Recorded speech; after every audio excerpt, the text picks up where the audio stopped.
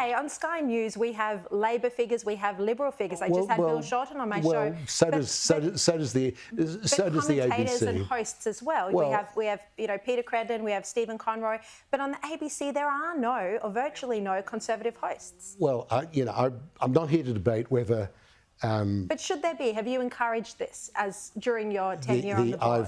The headline of the Financial Review article which led to this interview was the ABC should have more Conservative voices. It's not the case that there are no Conservative voices.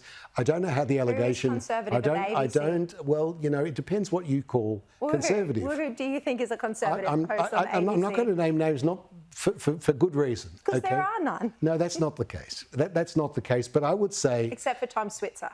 There are any number of people appear on the ABC. Is Greg Sheridan Conservative? Is Paul Kelly? I'm saying employees of the ABC, hosts at the ABC. We'll go on because what will happen is we're going to have to start parsing the words of various of the commentators on the ABC. I agree with the premise that there should be more Conservative voices. The ABC is at its best when it has both sides.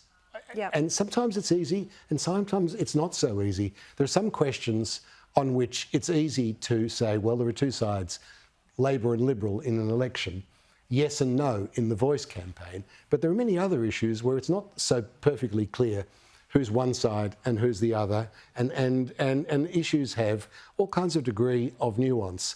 So I think the notion that the ABC is not aware of its charter obligations is not the case.